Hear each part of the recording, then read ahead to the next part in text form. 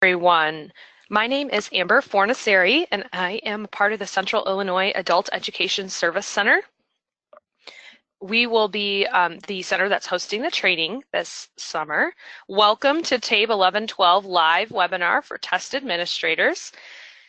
I have two of my colleagues on the line, Anita and Dawn Hughes. Dawn Hughes is our director and Anita is my coworker for the Service Center, and we are all here to help you learn a little bit more about how to be a test administrator for TABE 1112 this morning. Before we get too deep into content, let's discuss some housekeeping things. It looks like most of you have successfully logged on. I want you to note that there is a menu. Some of you your menu might only look like a small little bar, and some of you, if you press that orange arrow, you can make the menu bigger or smaller. Also, all of you are muted during the webinar this morning, and there are many of you, probably about 22 of you. That is to just alleviate some background noise. Throughout the webinar, if you have questions or you'd like to make a comment, feel free to join in on the chat box, and that will come straight to the organizers here, my colleague Anita or I or Dawn, and we can respond to you or announce something that's very important over the live webinar. But that's the chat feature. You'll also notice that there is a materials tab on the large menu. That materials tab might be very useful to you. There's several things there for today for our training, and I'll refer to that often. So if you're wondering where is that, what is that, the materials tab has several documents for your reference this morning. You should be able to see my screen. This should say taking care of business or take care of business.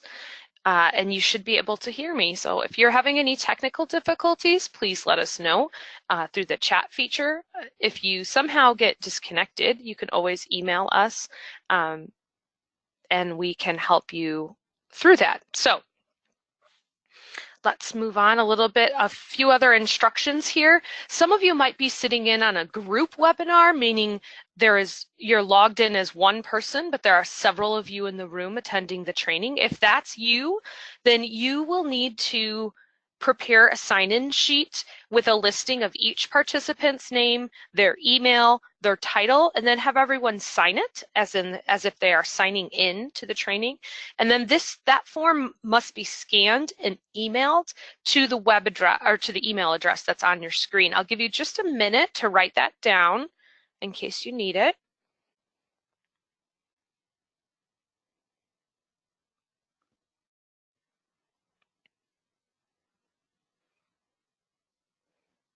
Again, and that is for people who maybe are sitting in a room. It could be one other colleague or 20 other colleagues. If you are doing a group webinar, but only one person is logged in. That way we can give you your certificate of completion and mark that you have completed the test administrator's training. All right. If you need that information again, feel free to type in the chat box and we can help you get that. At the end of today's webinar, we will be exploring the online TABE. You will have the option towards the end of the webinar to either exit the GoToTraining platform and your training portion will be required portion will be satisfied, or you can stay on for a brief exploration of the TABE online platform, what that looks like for the program, whether you are currently using TABE online or you are contemplating using TABE online. This is a great way to look at some of the features of TABE online and just explore it a little bit. This portion will be optional, and so you will be able to log off right before we start it or at any time during that optional portion of the training.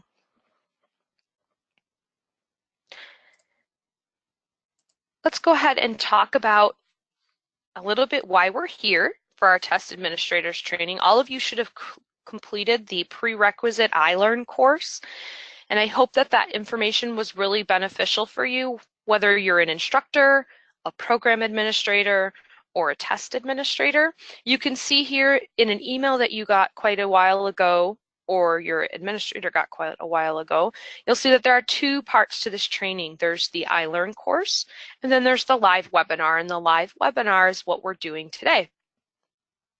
This webinar will not repeat information from the iLearn course.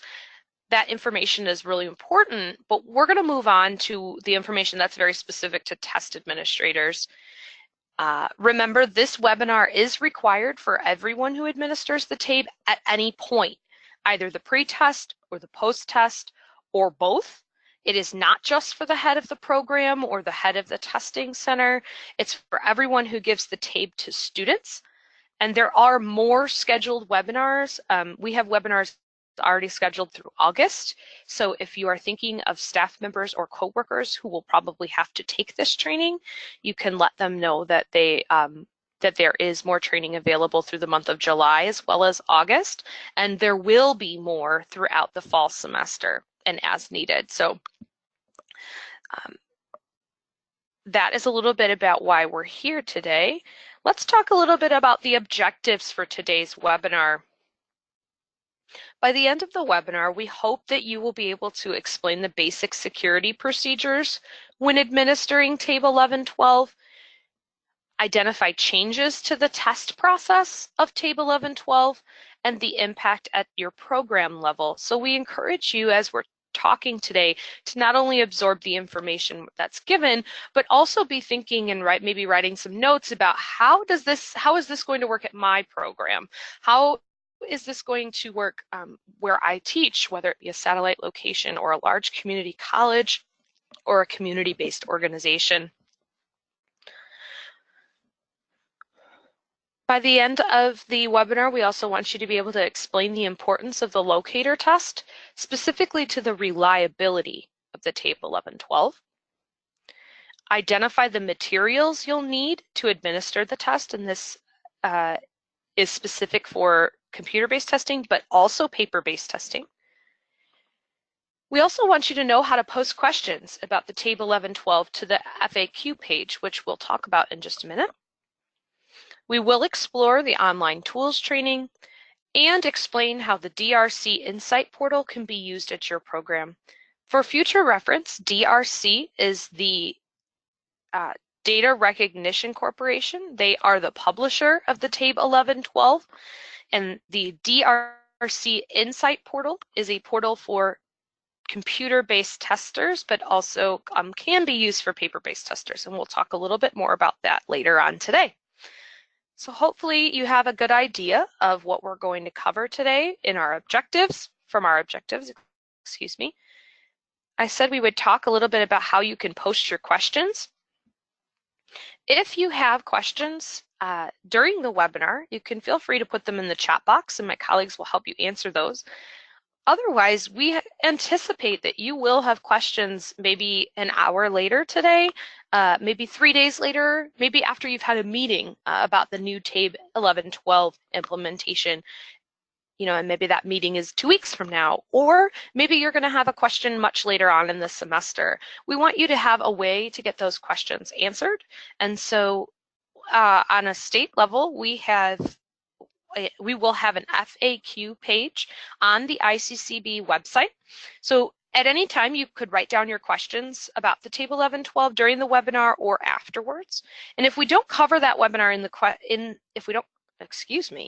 if we do not cover your question in the webinar, you can email it to this email address on your screen. So make sure you take note of that email address. Once you have emailed your question to that address, we will take those questions and compile them on an FAQ sheet that will be posted on the ICCB website, and that will be continually updated, so make sure you're checking back to get your questions answered or taking a look at those questions. You can, of course, submit more than one question to the FAQ. It really is for you as well as other programs across the state of Illinois. So that is the email address. This is a screenshot of the ICCB website, and this shows you how you would access that FAQ page. We also want to mention that many of the things that are in your materials tab are also here on the ICCB website. Often when I am trying to search for things like this, I just Google it, and you can feel free to do that too. If you were to type a search for ICCB TABE 1112, this page would likely come up as the first entry. There are also links I want to point out to the TABE 1112 online order forms, as well as paper-based order forms. There's information here about scanner requirements if that's something you need, and other training information. So this is a great resource.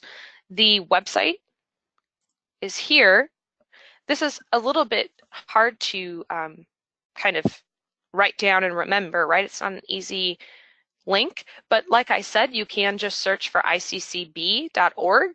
If you go then to adult education and then professional development, this is what will come up. So feel free to look at those resources on your own. There are some of those resources from the website are right on our materials tab in your menu for the training today.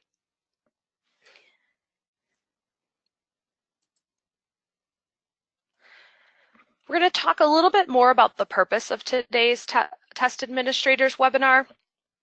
Right from the Illinois AEL Provider Manual on page 69, it states that staff administering the approved assessments must be properly trained, and that's where we come in. Our service center develops and conducts training for all of the state of Illinois ICCB funded programs, and so that's where we're coming in to offer the training. Also, you'll notice that in your provider manual on page 74, it states that post-testing to measure progress must be done within the guidelines established by test publishers. Sometimes when you're looking at a lot of documents from the test publishers, maybe they're very lengthy. We're trying to make sure that everyone has the same information. You can always refer to your manuals and documents from the test publisher, but we want to make sure that you have the most important information at your fingertips, and so that's part of the webinar for today. This training is an important part of getting ready to use that TABE 1112, and we wanted to reiterate that by sharing with you some words from Jamil Steele, and this lovely man here, this picture of Jamil. He is the Senior Director for Adult Education and Family Literacy from the Illinois Community College Board, or ICCB. We would have loved to have shared with you the video that Jamil made for us, and we tried it on some previous webinars. However, the GoToTraining platform does not allow us to play an external audio file at a good enough quality.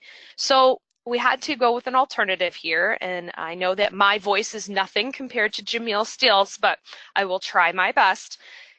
You can imagine his picture in your mind as I speak the words that he spoke in the video. And here's also a transcription of them. So Jamil says, "Thank you for joining us on today's TABE 1112 webinar for test administrators.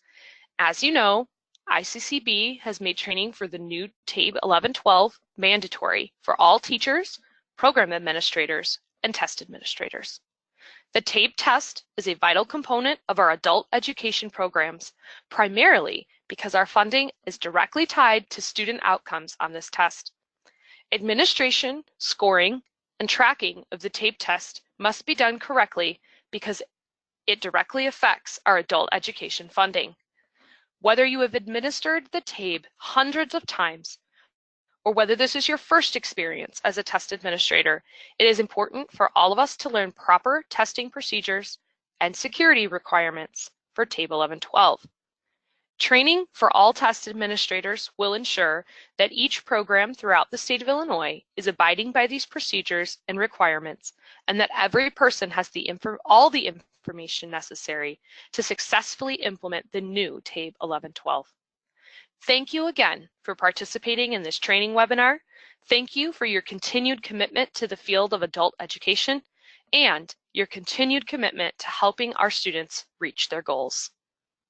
Once again, that was Jamil Steele's words from his video. So on that springboard, let's move on and start talking a little bit about test security. As Jamil's message mentioned, correctly administering the TABE is vital for all programs in our state. And so we're going to start off by talking about the test security for TABE 1112. I'll let you read the quote on your screen for just a second.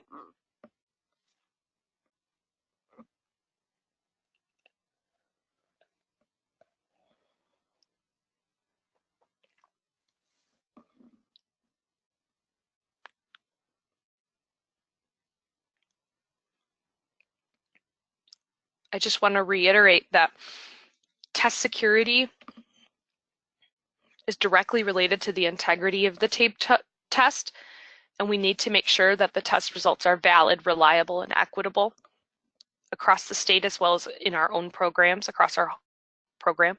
So what that means is that following the procedures, the directions, and the protocol exactly is required for test administrators. This came straight from the test administration manual on page 2 that DRC, the TABE 1112 publisher, put out. You can find that whenever you purchase your materials, you will likely purchase an administration manual, and you can find that specific quote right there on page 2. Let's talk a little bit about standardized tests. We want to reiterate that TABE is a standardized test. Just like the PARCC, the ISAT, ACT, or any other standardized test, there are required rules and procedures to follow that ensure the validity and security of the TABE test. Now, I'd like to pose a quick question to you. Give me just 1 minute. I'd like to know a little bit about you, our participants today. Have you ever administered one of these tests? The PARCC, which is the Illinois, it replaced the ISAT test. The ISAT, which is the older version, or maybe the ACT or the SAT. Have you ever administered a test like that before? And there should be a poll question on your screen for you to click and answer.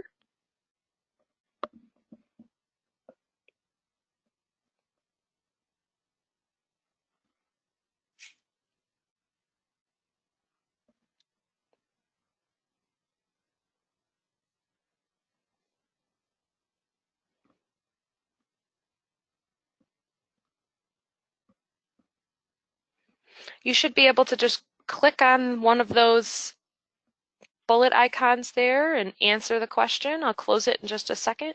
Thank you so much. It looks like we have about 53% that have not administered a standardized test before, at least one of these that we've mentioned. I'll come back to the screen. Something we found while we were developing this training was that a lot of the language that's used in the administration manual, as well as the policies and guidelines,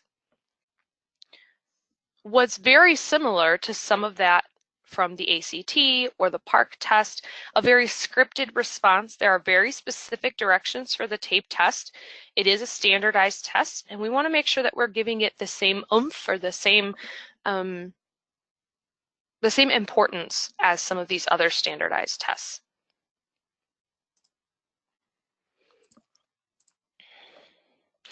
With that said, it's important to make sure that our materials are secure, and that could mean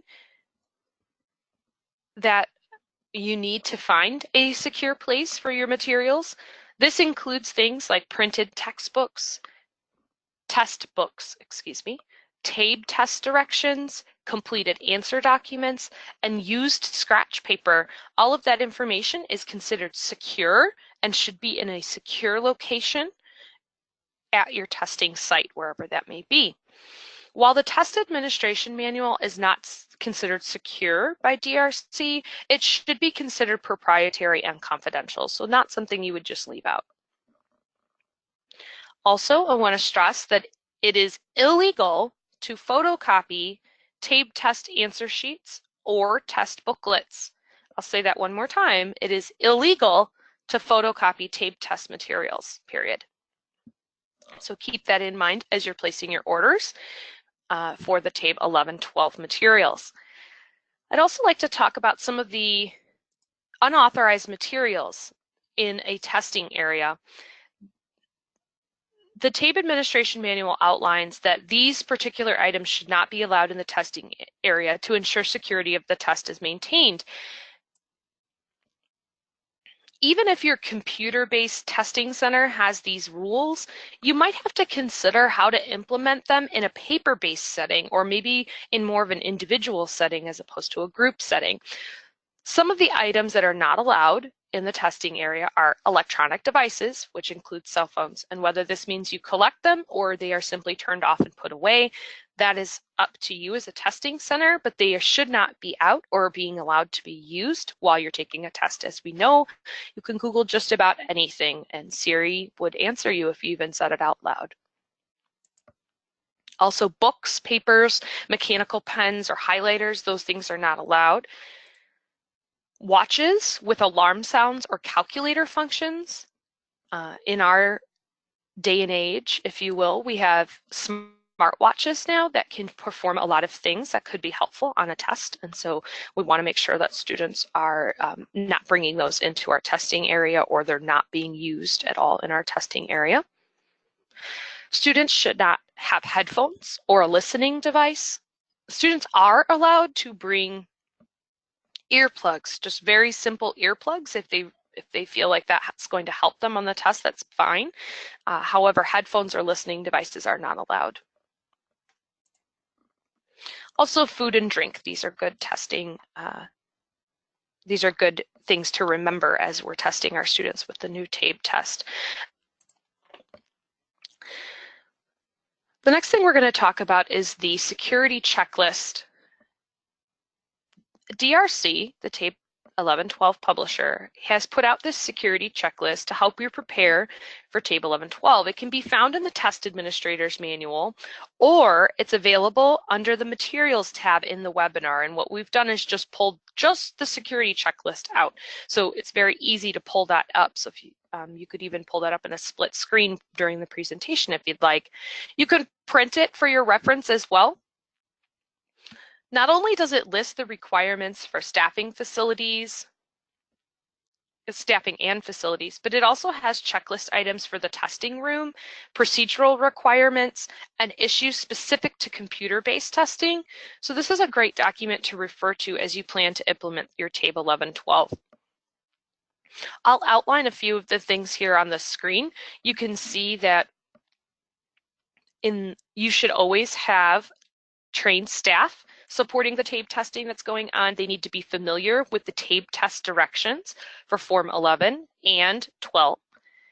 They need to your staff needs to understand the scheduling and the check-in processes, that no one has a testing conflict of interest, that the test session is adequately staffed. And there's also a backup staffing plan if something were to go wrong. It's always great to have a plan A and also a plan B. In the facility, you want to make sure, again, that you have that secure locked storage area, that the testing room is separate from those where staff or others are working or conducting activities. Sometimes this is easier said than done because we're trying to get our students post-tested. However, it is important for a student to have a quiet place where the distractions are minimal for their best testing outcomes. You'll see throughout the security checklist that there's many more things to consider. We want to make sure that you either have access to print that or you can look it up in the administration manual so that you can refer to that as you're implementing this within your program. Let's talk about some of the security policies that the DRC publisher has put forth. This is not a comprehensive list, but rather a list of highlighted policies from the Test Administration Manual. The first of which is that no individual tester should leave the room or take a break in the middle of a test. So make sure if you are testing students in groups that they are, you might be scheduling group breaks for students to take. Also, this was a new one for us who were developing the training even, that scratch paper is to be collected and shredded after the test session, not just thrown in a trash can. This may or may not have been something that your program was doing, but this is obviously to make sure that a student isn't passing on their scratch paper to someone else. Again, talking about test security, so things to keep the information on the test. One way that you might go about doing this is by having the scratch paper you supply be on colored paper. That would just logistically be something where the test administrator could easily see what was scratch paper and what was not, and then collect that when the test session was over. Photo IDs are to be checked to verify student identification. Think about whether you follow this policy, or do you have staff on hand who can verify the student's identity? And if your students are taking the test in more of a structured testing center, this policy might be being followed very closely. However, if you're maybe at a satellite location or just not in a testing center, you might not be checking IDs. It's important to make sure that the person taking the test is the person who's supposed to be taking that test. We often have many family members and siblings and things like that. So it's important to make sure that we're checking our students' IDs to see that they are who they claim they are, or at least that you have a person who can verify whom that student is, so they can be working together to ensure test security is being implemented. If your program has not been following some of these testing policies, what changes can your program make to be compliant? I'll give you just a few seconds to think about that question.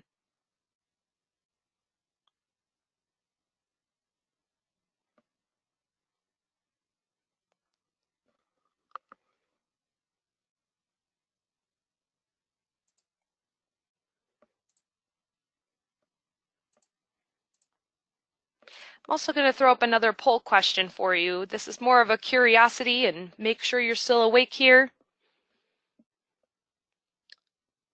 In the past, has your program shredded used scratch paper after administering the TABE test? And that might not be something you know. Maybe you haven't been in the room before, but we gave you those options: yes, no, or I don't know.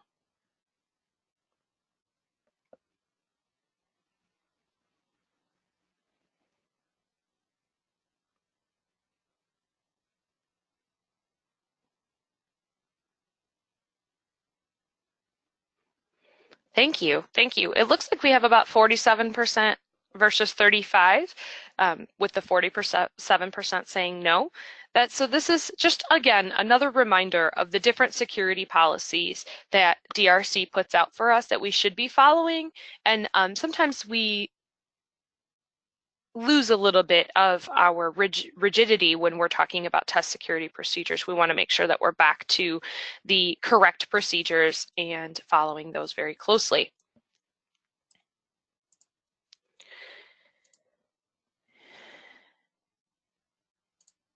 All right, we're going to take a few minutes to talk about the testing process. What should that look like within your program? It's important to know that DRC has provided us step-by-step guidelines for administering the TABE 1112.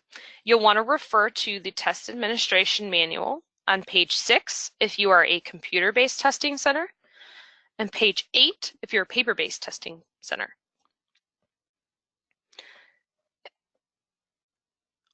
Also, you will need a test directions booklet. This includes the script for test administrators, and this would be very useful to review, especially if TABE administration is new to you. An example of some of the important information in the test directions booklet is the practice questions at the beginning of the test sessions. And this is great for students so they understand what is expected and can ask questions about the different question types. These manuals are available for purchase, and you can see the TABE 1112 order forms within your materials tab or also on the ICCB website. A very popular topic with the TABE 1112 is the allowable times. And I'll give you just a minute to look through this graph or chart before we start talking about it. I just want to note that on the left side are all of the TABE forms, so the locator, the literacy, easy, medium, difficult, and advanced, and then each of the tests going across the top. And this is allowable time. So make sure you're thinking allowable time while you're taking a look at the minutes here.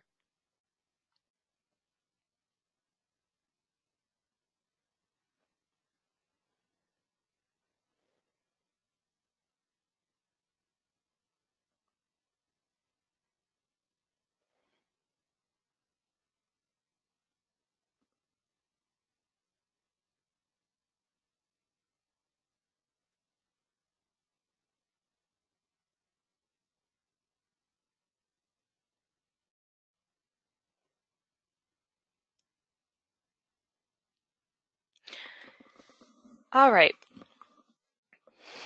If you're familiar with the TABE 910, you probably have noticed by looking at this chart that the allowable times have increased.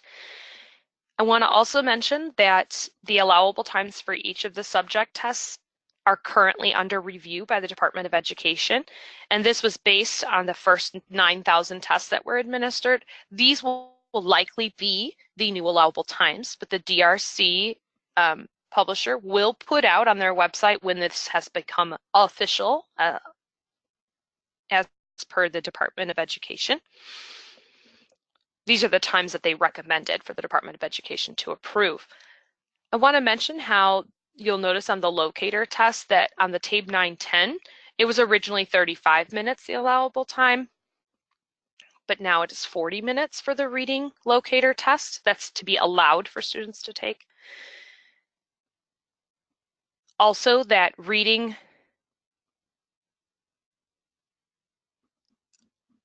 excuse me, sorry about that. I also want to mention how you can see that there is no reading part 2 for the locator test. The reading part 1 and reading part 2, those are not two separate tests that the students take. They are one test together. So you'll see that the reading literacy level test should take 95 minutes, or that's the amount of time a student should be given to take the test. Again, this is not necessarily the amount of time a student will take to answer the questions on the test, but what we should allow them to have for the test. Also note that Math Part 1 and Math Part 2, this is one test. However, the Math Part 2 is where students are allowed to use a calculator. You notice that those times are less, because generally less because of that. But this is presented to the student as one compiled test. So it is the reading test, the math test, and then the language test. So there are 3 different tests here, just as we outlined in that iLearn course. And then at the different levels, there are different allowable times. I'd like you to think about how this might impact your orientation or your registration times. For instance, if you normally schedule a 3-hour registration, can you still fit everything in with the slightly longer TABE test times? One suggestion might be that you could do the locator reading only and the subtest reading only for intake, and then maybe do the math TABE at a later date. Remember that a student does not have to take the locator, the reading, the math, the language all at the same time. And actually, the DRC publisher says that that's not what we should do for our students. So think about how you might be able to split that up within your registration or orientation process as we're talking about implementing the TABE 1112. So now that we talked about allowable time, let's talk a little bit about accommodations. The DRC does have a list of accommodations that are available to students. Some of them require documentation and some of them do not require documentation.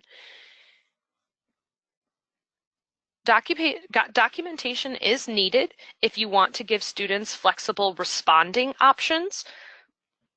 For instance, a scribe, someone taking the notes for them about the test answers. Documentation is also needed for flexible timing. Some students require extended time, and so you would need documentation to give students that accommodation. Or flexible presentation.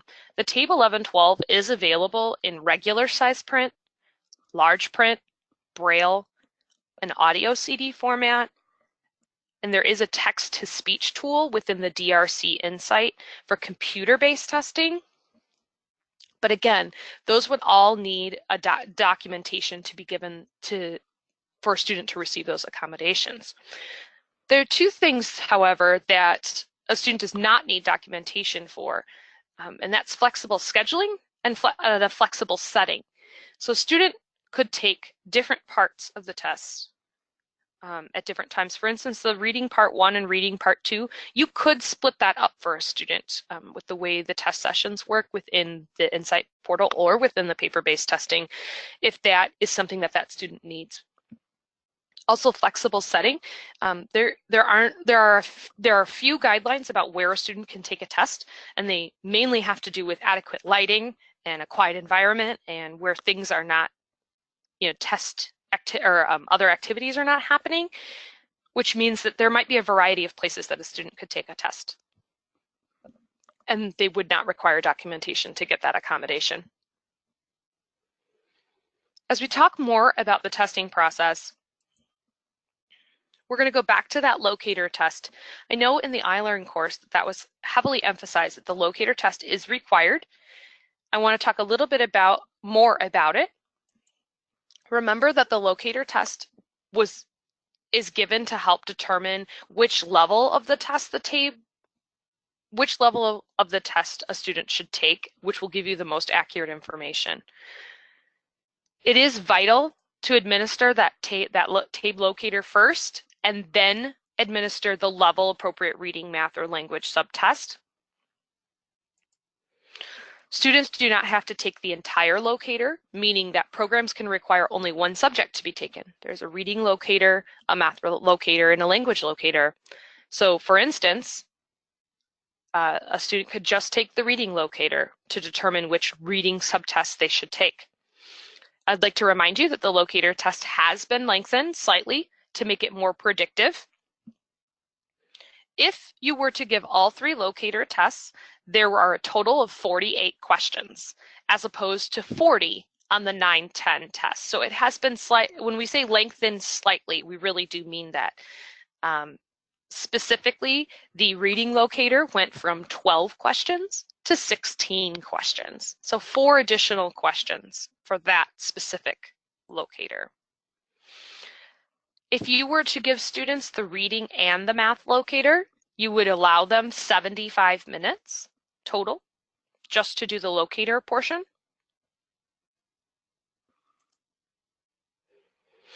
If you have more questions about the locator test, feel free to put them in the chat box, or you can always submit them to the email that was presented at the beginning of the webinar, and we will add them to our FAQ page. As we're talking about test process, obviously the locator is the first thing students should do. However, we also want to outline the TABE literacy form for you, or the TABE L. TABE Form L is designed for the lowest level reader.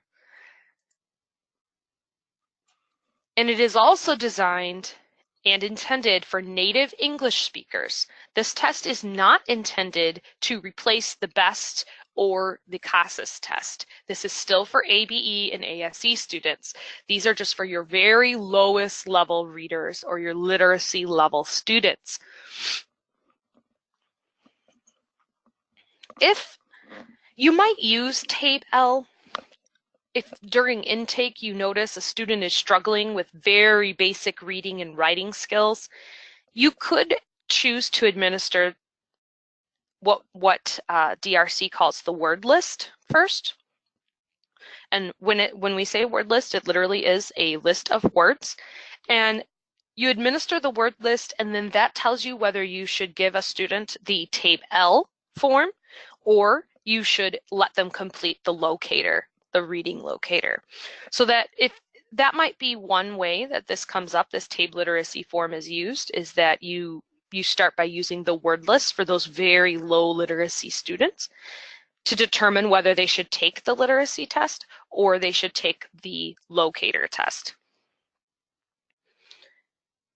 Remember that Form L is a proctored test with on a consumable form, so it cannot be given as a computer-based test. So as you're thinking about the order that you're going to place, you might want to remember that you may need more of the literacy form than you would, because it is not a computer-based test. So you might need to actually order those.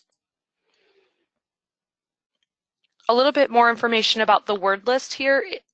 If a student mispronounces or skips 3 words in a row, or if the student mispronounces or skips 5 words total from the list, then you would give that student the level L test. Otherwise, you would give them the locator. So it is a pretty quick thing. It's a piece of paper with many words on it. If they skip 3 or mispronounce 3, Or if they skip 5 words total, then you would just give them the literacy form. We're going to talk a little bit about the scoring procedures for TABE 11-12. We'll mention again that there are no grade equivalencies on the present on the score report. So that is a change from the TABE 9-10 to the TABE 11-12. There will only be scale scores. There are charts that you can use to get grade equivalencies on the tabetest.com website. So if you're looking for those, they are on tabetest.com. I'll show you an example of one in just a minute.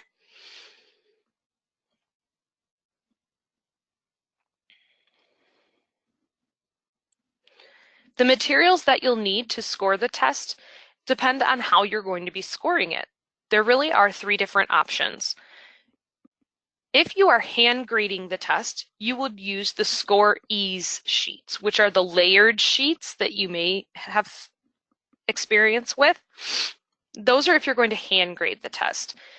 If you are going to scan the test, which is to grade it, which is a new feature, you would want the scannable answer booklets. That's what they're referred to on the order form that the DRC has put out. They might also be referred to as CompuScan documents. So if you're looking for the scannable grading documents, that's what you're looking for. And then the other option for scoring is the Insight platform, which is for computer-based tests. If you're hand grading the test, then you would be hand grading the student responses and then inputting those scores directly into DAISY. If you are scanning the tests with the scannable answer booklets, we'll talk a little bit more about what the requirements for the scanner that you need will be in just a few minutes. But the idea there is that a student would fill out something that looks very much like a Scantron sheet, and then you would have a very specific scanner for the TABE test. You would scan in the test, and it would provide you with the score report within about 15 minutes. If they're on a computer, it is automatically scored, and then a score report can be generated after the student has finished testing. There are several reports available through the Insight platform that are really helpful for instructors as well as test administrators to have, and one of them is the individual diagnostic profile. If you would like to have an individual diagnostic profile, which I will show you an example of, and you are a hand scoring testing center, then you will have, this is an extra step. It's not automatically generated or anything when you score the test. And I'll show you what that looks like in just a minute. Again, this individual diagnostic profile is not required for DAISY input. It is more for instructors or for instructor use. This is an example of those scale scores we talked about before, specifically the reading scale score. So you'll see your NRS levels on the left, and then the grade levels in the middle, and then the scale scores on the right. So an NRS 2 level student could have a scale score range from 442 to 500, while an NRS 6 student could have a scale score range of 617 to 800.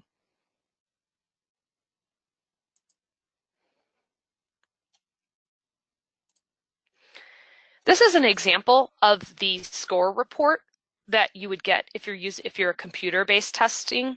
If you're computer-based testing, you'll notice the student's information at the top, and then the test results towards the bottom. You'll see that this student took both reading, math, and language at a level A, a level M, and a level A. They give you the total number of points that the student obtained, how many items they attempted, and then the scale score. You'll also notice that the NRS level is provided on the right-hand side.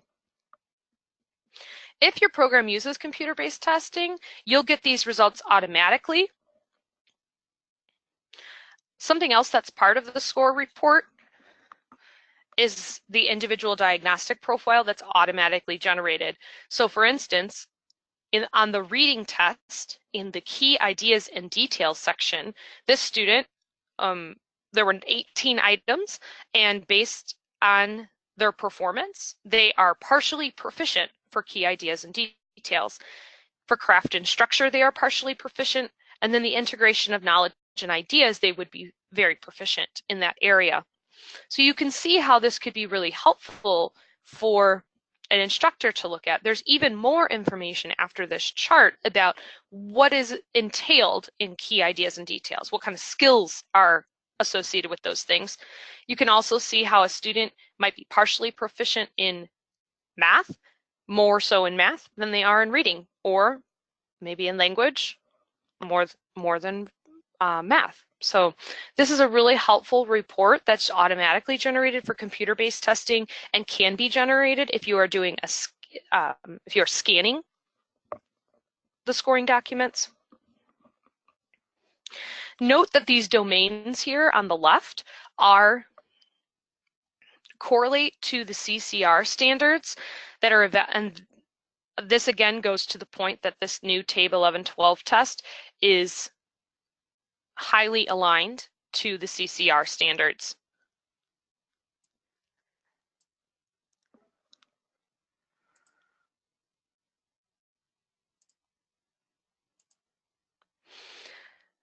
If you are a paper-based testing center, I mentioned that you have two options, either to use the hand scoring or scoring with a scanner. I'm going to start on the right side first. If you are scoring with a scanner, you would use the scannable answer booklets or the CompuScan sheets. They're referred to as two different things sometimes, for a student to fill out their answers. Once the student is finished, they will scan it into the online Insight portal with an approved image scanner. The Insight portal, again, is where you set up test sessions as well as collect data on your students and manage the students and tests that you're taking. Once you've scanned it, the score report will be available about 15 minutes after scanning. And then the individual diagnostic profile and other reports are available for printing. So that's how scoring with a scanner, a little bit of a rundown on how scoring with a scanner will go. If you are hand scoring, you will use the Scorees answer sheets. You'll have to hand grade them, and you will have to request an answer key from the DRC publisher. You'll write the score information on the Scorees, and then if you'd like to, you can still create that individual diagnostic profile, but it needs to be hand tallied. I'm going to show you on the screen what that looks like. It's not too laborious, but it is an extra step. So I'm going to pull out my handy dandy highlighter here. This is what the form looks like, or the individual diagnostic report looks like. If you're hand scoring tests, you can see that there are the 1112 domains, the reading test. This is just the reading test. For key ideas and details, just this section, you'll see on Form 11, these are the questions that pertain to key ideas and details. And for Form 12, these are the questions that pertain. Now again, remember, a student's only going to be taking one form at a time. So let's say the student took Form 12 for the reading test this time, and I'm hand scoring the test. I want a little bit of more diagnostic information about them. I would go ahead and either circle or highlight the questions that the student got correct on Form 12 of the test. So I'm just going to highlight a few of the questions here so you can see. Question 42 or 47 are those evidence-based selected response questions where a student can earn either 0, 1, or 2 points based on how they answer. So let's say that our student on 42 got 1 correct, and then they got 2 correct, 2 points on the 47, on number 47. Then you would total up how many you circled or highlighted: 1, 2, 3, 4, 5, 6, 7, 8, 9, 10, 11, 12. So 12 total points, if you will, from the Form 12 would put this student into partially proficient for key ideas and details. You would then write 12 here, maybe in pen instead of highlighter. And then you would then, these are the skills that are assessed within these specific questions. So if a student was only partially proficient, an instructor could look at this and say, oh, well, these are the skills that that student needs to work on to become proficient. Then as you're moving along, the craft and structure section is another section of the reading test. And again, these are the questions that correlate with that section. So again, you would highlight the questions that the student got correct. Let's say that this student got, this was their report. So this is 1, 2, 3, 4, 5, 6, 7, which means that that student is not proficient with craft and structure. And then this is where you would find the skills that are assessed within the craft and structure section. Now again, this is a hand tallied scoring. So if you are hand scoring the test and you wanted the individual diagnostic profile, you would go through these steps to create that, which can be very beneficial for your instructors as well as your program administrators to look at as a whole. But if you are using a scanner to score your tests or you are using computer-based testing, this is automatically generated, which might make you think, we should figure out a way to be a computer-based testing center. And we're going to talk about a little bit more about that at the end of this session. I mentioned earlier, let me get rid of all those marks for you. Sorry about that. I mentioned earlier that if you're going to be using the scanning feature, you would need a specific scanner. I want to note that the scanning feature, you do not have to have software. I'm sorry, you do not have to have anything on a specific computer. It is a web-based software, so you don't have to have TestMate software installed. It's all on the web now. You would use one of these scanners. There are a few more on the tabetest.com website if you're looking for a comprehensive list. You'll notice that a lot of these are the Epson Workforce Scanner. I want to note that the main difference between the 200, 300, 400, 500 is really just the volume of tests that it can scan automatically. So it has those numbers have to do with that. You'll also notice there's a Fujitsu document scanner and a Brother listed here. Whatever scanner you choose, it has to be a dual read, continuous feed, Twain compliant scanner. DRC publishers have also mentioned that in the future, they hope that we will be able to use our office copy machines or even our cell phone capture, or like you can take a picture of the test, the scanning sheet with your cell phone and be able to upload that to the web-based software. But those are, again, our future enhancements. And we will, of course, update the field if and when that becomes available. But those are just some features that they wanted to make sure that the field knew. If the scanners are intended to make uploading data faster, easier, and more reliable. This new web-based scanning solution interfaces with DRC Insight and the TABE Online database. So the same database that computer-based testing centers are using can be accessed if you choose to scan your paper-based tests. We strongly recommend that programs using paper-based testing consider the scanning option. All right, I hope you're still awake there. We want to talk a little bit about the materials that you'll need. The Central Illinois Adult Education Service Center has a portion of our center is called the Curriculum Publications Clearinghouse, and this is a clearinghouse for materials. You may have ordered other materials from us before. ICCB has secured a discounted pricing structure for testing materials, and you'll notice in your materials tab and the live webinar that there are 2 different order forms available to you. One is for computer-based testing and one is for paper-based testing, and that is, you can take advantage of the discounted pricing structure using those forms. If you have questions about that, please let us know. Some things to consider as you're thinking about the materials you'll need for TABE 1112 implementation. What do you already have that maybe could be used? What still needs to be purchased? And where are you going to store it? Remember, we talked about the security of this test being very important, and that you want to have specific places for each of the things, each parts of the TABE 1112. You also want to consider, do students always have a quiet testing environment?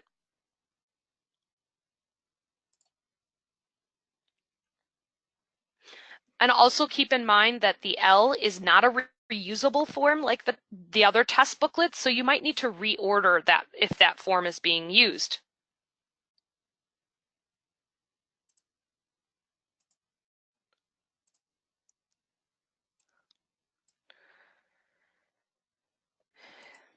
Here are some of the materials that the examiner will need. You'll notice on the left side of your screen are listed for the paper-based testing and for computer-based testing on the right side of the screen. Each, whether you're computer-based or paper-based, you will need a copy of the administration manual. You'll also both need copies of the test directions for Form 11 and Form 12. If you're paper-based testing, you'll need copies of the test administration booklet and answer documents, whether you're using the CompuScan or the scorees sheets. And then you'll both the paper-based testing and the computer-based testing examiner will need administrative forms and supplies. Each examinee, or student in most cases, will need the following things. You'll notice on the computer-based testing side, this includes an individual examinee test ticket, which is just a piece of paper that shows which test they're supposed to be taking. And then they'll need access to number 2 pencils with erasers and scratch paper.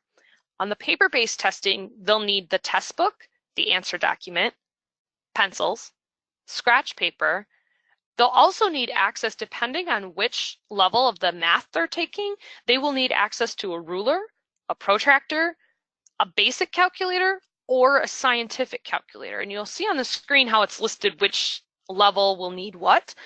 We recommend that you kind of keep the ruler, the protractor, the basic calculator, and the scientific calculator all together so that whatever the testing situation is, it can be easily supplied for the student. We will talk a little bit about why you will need 2 different calculators in just a minute. So if that's a question in your mind, just give us a second. Also, other items you may need, and this is the same for both paper-based testing and computer-based testing. Make sure that you have a do not disturb sign for the room, a wall clock that's clearly visible, pencil sharpeners, and then either a chalkboard, whiteboard, or flip chart with markers so that you can outline the time or other important test-taking information. All right, let's talk a little bit about those calculators. You need to consider how many calculators your program has and whether all testing sites have access to them. On the TABE level L and E, students are not required or do not need access to a calculator. However, on the TABE M, it requires a 4-function calculator. You can see an example on the left side of your screen of what a 4-function calculator might look like. Again, just very basic operations. On the right side, you'll see an example, 2 examples of scientific calculators. When students take the TABE D or TABE A, they will need access to a scientific calculator. If you're paper-based testing, they'll need the physical calculator. If you are computer-based testing, the calculators are provided for them when a student can use it. So the calculator is available as students can use, when students can use it if they're computer-based testing. We want to also mention that the brand of the calculator on the screen is not necessarily important. These are just shown as examples of which calculators. You can see the difference. Also, you might be thinking, well, why can't we just give everybody a scientific calculator?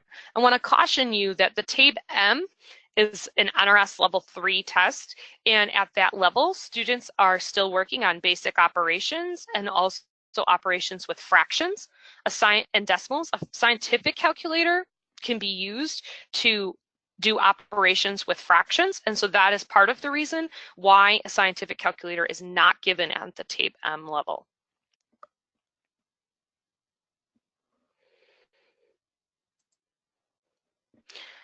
Most of you are aware of these implementation dates, but to drive it home one more time, you can begin using the TABE 1112 on July 1st of 2018.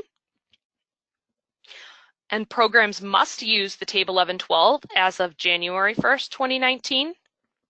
So let's throw another poll question up to make sure you're still awake here.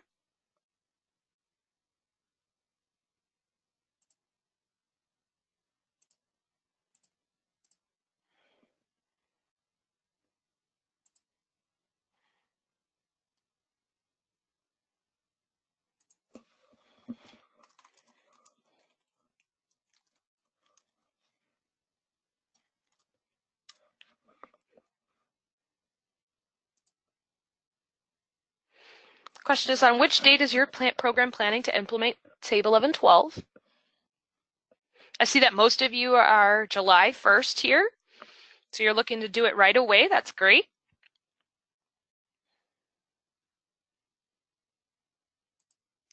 All right, we want to remind you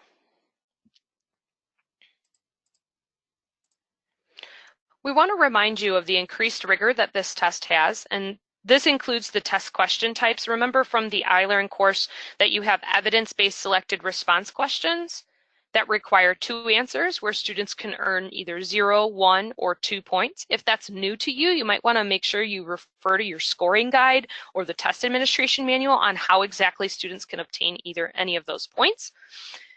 We also want to mention that the evidence-based selected response questions are specifically tied to CCR1 reading standard. Read closely to determine what the text says explicitly and make logical inferences from it. So again, this is just evidence that the TABE 1112 is more rigorous than the TABE 910.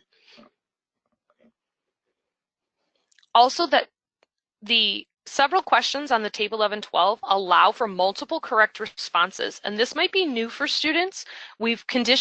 America in general has conditioned our students that multiple choice questions, there's one answer, and that is going to be different on the TABE 1112. So it's important that all your staff know that sometimes there will be questions that ask for more than one answer, and also that your students know that as they're taking the test. Also, there are several math questions that use a gridded response item, and this is because they are at a higher level or a higher depth of knowledge level than multiple choice questions.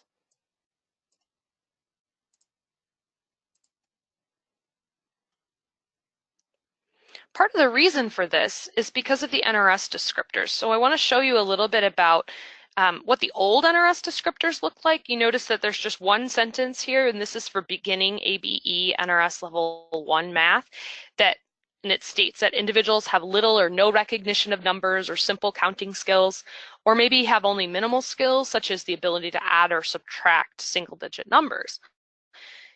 With the implementation of the CCR standards, the new NRS descriptors were written, and that the new NRS level 1 math descriptor includes all of this. And as you can see, the content is much more rigorous than before, and the TABE 1112 was based on these NRS descriptors as well as the CCR standards. So it's kind of important to note where this is coming from and why we're saying this is going to be harder for our students, because our standards require it to be more rigorous for our students.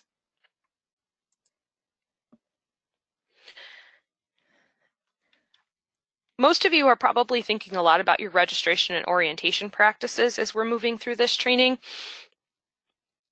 We noted how the time allowed for each section of the TABE 1112 is longer than for the 910.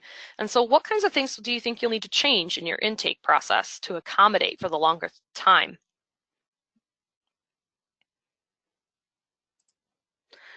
The test administration manual says that when you're scheduling the TABE test, remember to take into consideration the testing time to complete the locator test and the subtests.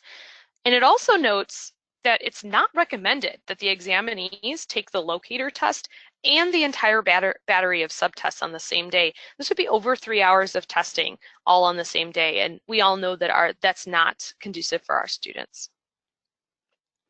Just want to reiterate one more time that the math test is no longer 2 separate parts. It's not a computation and an applied math section. It is now one test that stresses application of the math skills.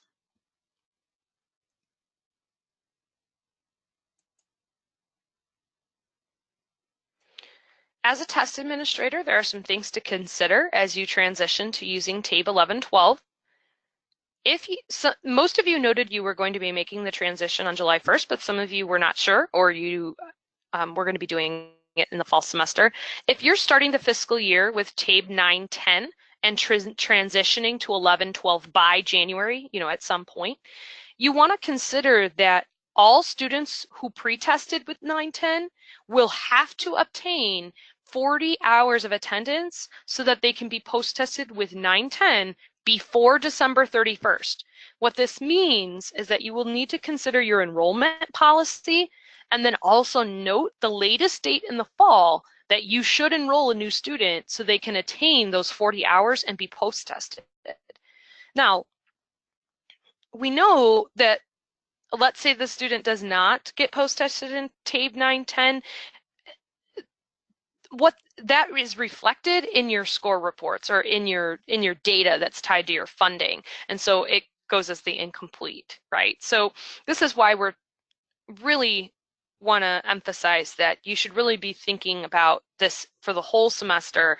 When are you going to start implementing? How is that going to affect things? And how do I make sure that I am making a clean cut, if you will, by January 1st so that we are completely using TABE 11-12 and we don't have all these incomplete tests out there from the fall semester, because that will impact your data.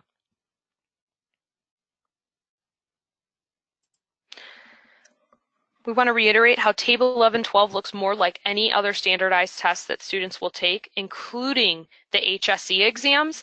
If you stay on for our online tools exploration, you're going to see an example of this, because the online test or the computer-based test looks a lot like the GED test as far as the format and the buttons and the features that are given. So the TABE test is almost a good way to practice for some of those high school equivalency tests. If you've not been integrating the Illinois ABE ASE standards into your teaching, you must begin, because the TABE 11-12 is aligned to those standards, and it's vital that you communicate that information to all your TABE 11-12 staff, so anyone who's a part of that. You want to encourage your teachers to use the TABE blueprints that were presented to you in the iLearn course as a useful resource, and then also think about how you might use that individual test diagnostic profile that you can generate, how teachers can not only use the blueprints but also use that profile for their students to help drive some of their instruction. If you've not been applying standards-based instruction, your program's TABE post-test scores, student gains, and performance dollars may suffer. And that's really the point we're trying to drive home here. The locator test is the key to validity on the TABE 11-12. You'll need to consider testing time and the materials needed for your intake of students. Also consider implementing the computer-based test or the scanning option for the ease of use, increased accuracy, and available reports that are on the DRC Insight portal. Online tools training is available to learn about the online platform. You could consider giving the online tools training to students who maybe are new to using a computer or new to taking a test online or on a computer, excuse me. This gives them an opportunity to practice in the platform before being taken to the official TABE test. The online tools training is available for anyone, not just students, but also instructors or program administrators, anyone. It is available and free on the website, on the tabetest.com website, and we'll explore that in just a minute. I'd also like to remind you about our FAQ page. If you have any questions, please email them to the email address on your screen. And again, if you have questions now, great, email them to us. If you have questions in a week or in an hour or in 3 months, email them to us and we will be happy to help you find an answer. Every question that's submitted, we will put up on the FAQ on the ICCB website that was presented at the beginning of the presentation. And so you can check back on the ICCB website to see what kinds of things people are asking and what answers are being given as a result. This does conclude the main portion of our live webinar today. Don't quite exit yet. You will receive a certificate of completion and a chance to evaluate this webinar in an email. So every participant that attended this webinar will receive a certificate. Please allow us up to 2 working days for these to be issued. We have a lot of webinars going on this week, I believe 2 a day for the whole week. And so we will be working diligently to get those certificates out to you, but please give us at least 2 working days before you email us to know where it is. If you don't get one, and it's been like a week, let us know and we'll check up on that for you. The email with your certificate of participation will include a link to a Google form asking you to evaluate this webinar. Please take a minute and let us know, give us your feedback about this webinar and complete the evaluation. If you are interested in TABE Online or information on how the computer-based testing works, you can please stay on with us. We're going to be here looking at that. If you are not interested in that, you can feel free to exit out of GoToTraining now and you'll still receive your certificate. I'll give just a minute for those of you who are going to exit. I'll give you just a minute before I start talking about the TABE Online.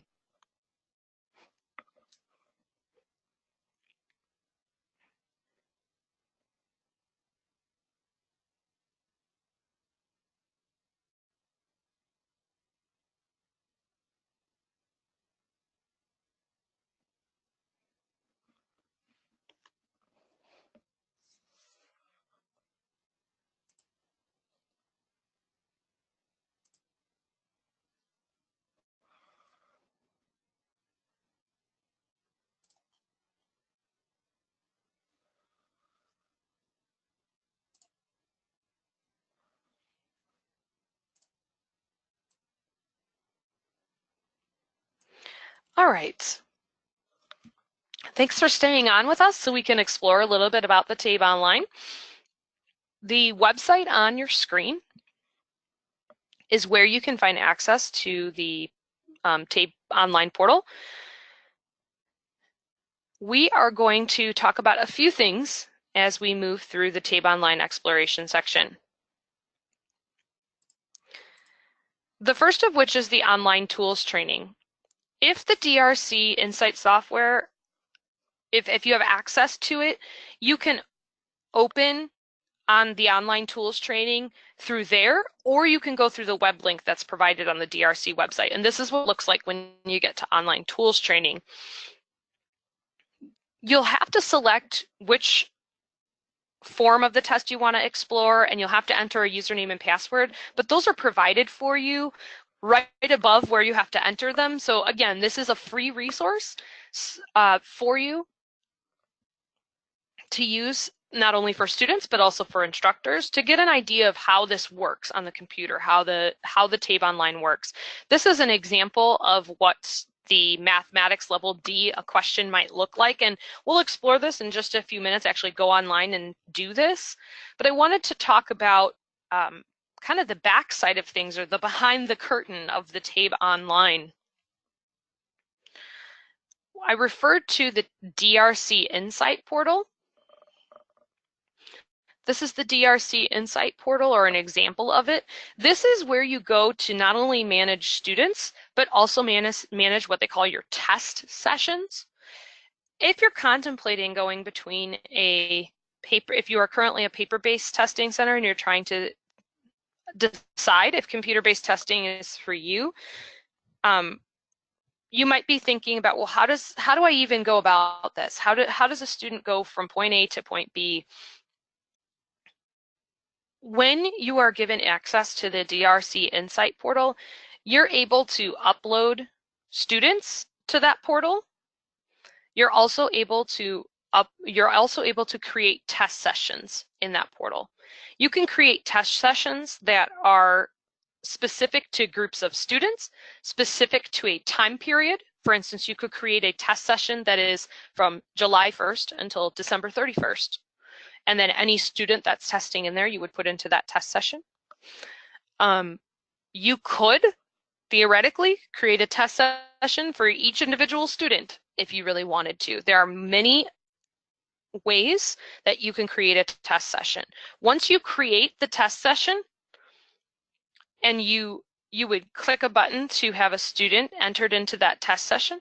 And then when you want them to go test, you would generate an examinee test ticket. And that test ticket then gives them the permission to access the test, whether it be pre-test or post-test. This is what the student management side looks like. So this is where you would enter in students. You can search by different things. So you can search by the district or the school. You can search by the test that the student took and then find students. There are no students on the bottom section here, but there would be in your program. This is another example of the DRC Insight Portal. We wanted to show you what it looks like here in the document section. So on the Insight Portal, you can access through the General Information tab, and then Documents, you can access a lot of the printed documents are here in PDF form. For instance, the manuals and training materials or testing and scoring material is here. So if you're looking for some of that information, it is here if you're already a computer-based testing center. If you're looking at being a paper-based testing center but scanning, then you will also have access to this DRC Insight Portal to be able to generate the reports and see some of these documents. You just wouldn't obviously have access to assigning test sessions because that would be for computer-based testing.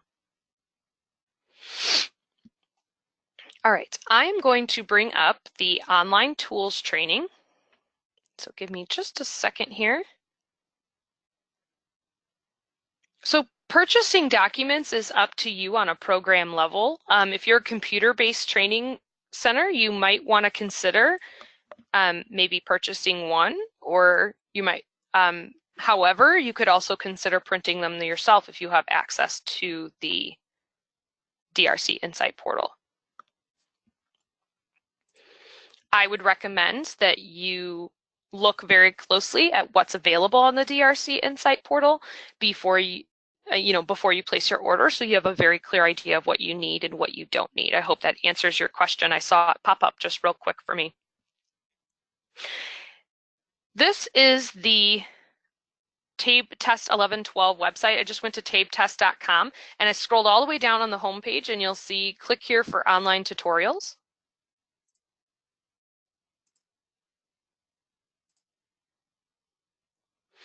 Again, this is what it looks like when you, oh, hang on a second. You're not seeing my screen. This is what it looks like when you're looking at the online tools training, and I'm going to go ahead and click here.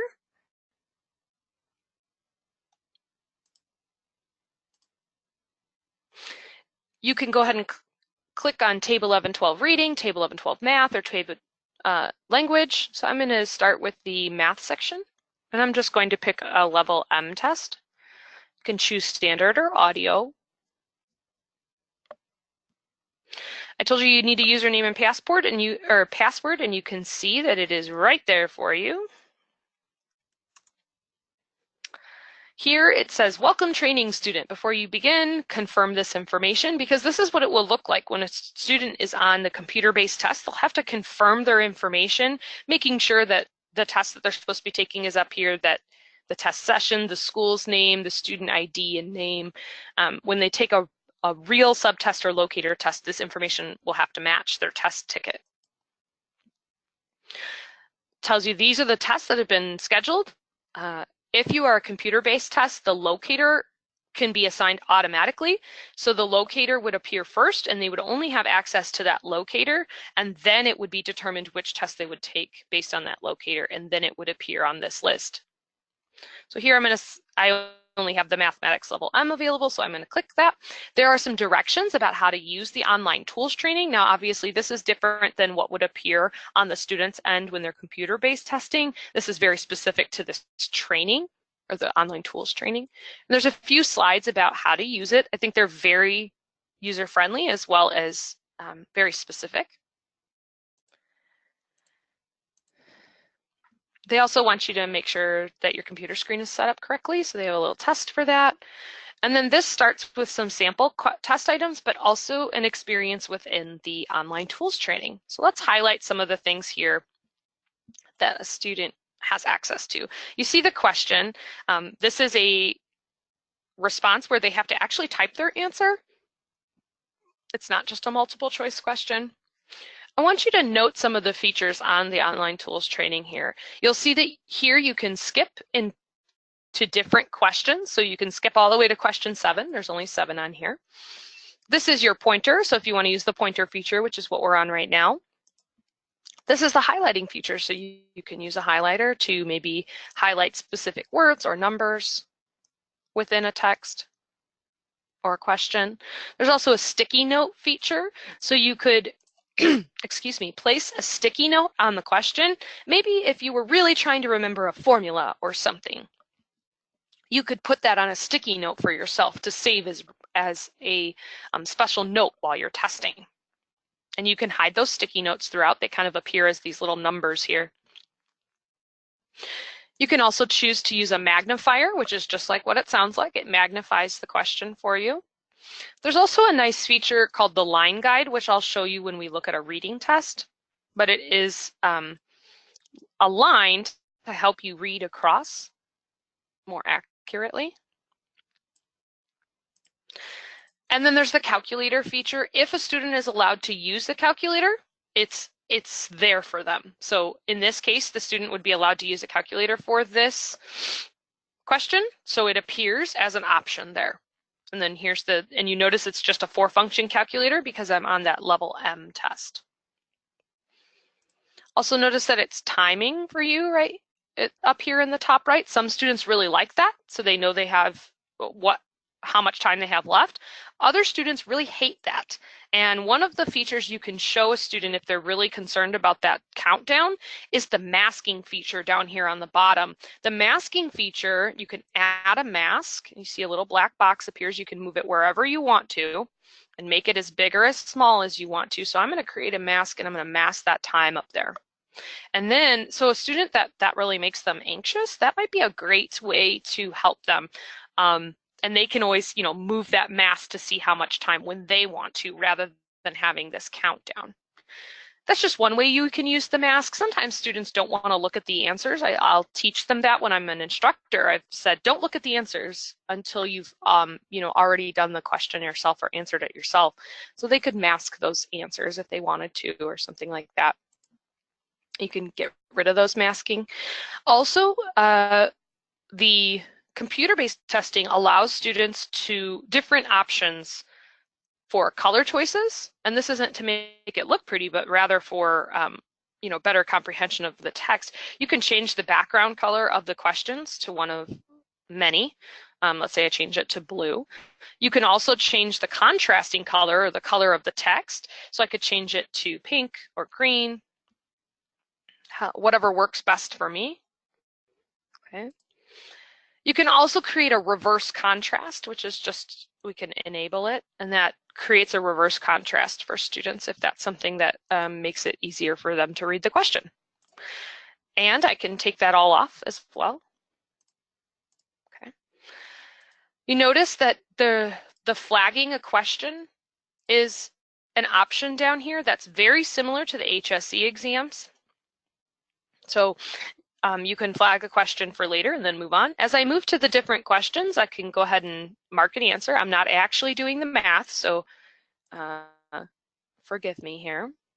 It's asking which is a true statement. You'll see another question, 4/6 of a foot and 5/6 of the foot. Write the area in its simplest form.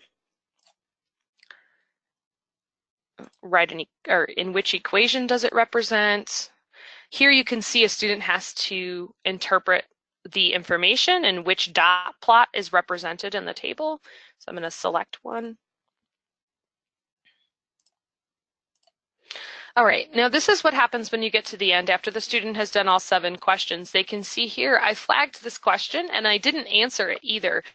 And so it shows that to the student. So before they submit their test, or they can go back to any flagged questions. They can go back to any question, answered or unanswered. It just tells them which ones they answered, which ones they didn't, and which ones they flagged, so that if they want to go back before the time is over, they can. You can either then end the test or return to the questions. So I'm going to end the test and submit it. Here is where if a student had more than one test to take for that particular day, it would list it right here for them. So let's say I was taking the math level M and then the reading level D. Those would both be listed here. So a student could then click and say, okay, I'm done with the math, I'm going to do the reading now. And then, or they could click the exit button. So even though this is in the online tools training, this is what this would look like in the computer-based testing as well. Now, if I go back to selecting, sorry about this.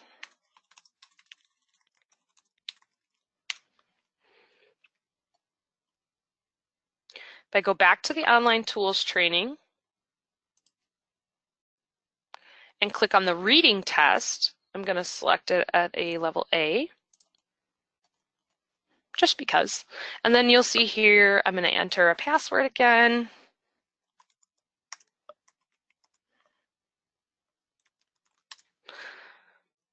Confirm the information. Click on the test that I need to take. And then again, there are the online tools training directions.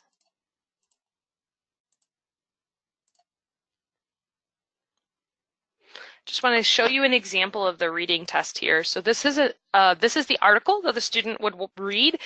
Note that it says more text below, so you need to scroll through to read all of the information. You can see up here that there's a lot of features, again, up here. You can move between the questions at the top. There's also a cross-off feature here. So you can, one of the testing strategies we often teach students is to cross off the ridiculous answers, right? So I could cross this question off and cross that one off if I thought those were the incorrect and just focus on the two that I really thought. You can also take that feature away. Again, there's the highlighter, the sticky notes, the magnifier, and then the line guide. And the line guide, as you can see, could be really helpful for students to keep track of where they are as they read a particularly rigorous text, or any text for that matter. Notice that this appears very similar to most of the high school equivalency exams that are taken on a computer, where there's text on one side, they have to be able to scroll, and then there are questions on the right side. If I mark a question and then move to the next one, you'll notice that the article does not change. That means that this question is specific to that article still. So there's more than one question about one article. Here's an evidence-based selected response question where a student has to answer the part A correct in order to get part B correct. Again, I'm not answering, I have not read this article, so I'm not answering for, I may not be answering correctly.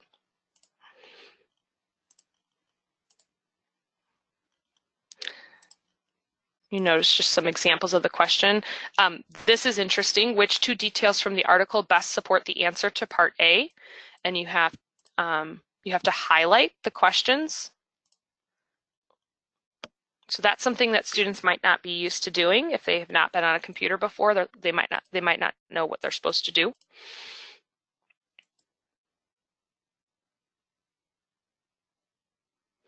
And then this is question 7. So I'm going to mark those. And you'll see, again, you get the summary at the end of which ones you answered, which ones you didn't answer, and then if you flagged any, which this time I didn't flag any, so there's none here, and then you can go ahead and end the test or return to those questions. So I'm going to go ahead and exit.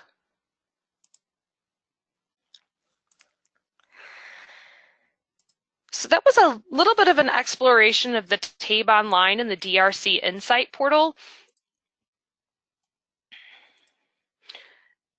If you have more questions about the TABE Online, I'd be happy to answer them. We've been really delving into what this all looks like and how to help our instructors and test administrators and program administrators with this implementation.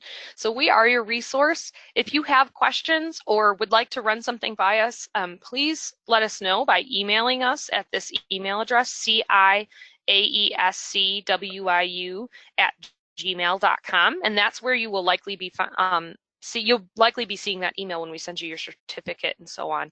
And then again, those will be updated to the ICCB website. This is the end of the TABE Online exploration. Thank you so much for staying on with us today and receiving your test administration training in the live webinar format. Have a great day, everyone. You can go ahead and exit out of the portal by clicking, or excuse me, the webinar by clicking on the top right X of your menu. Have a great day.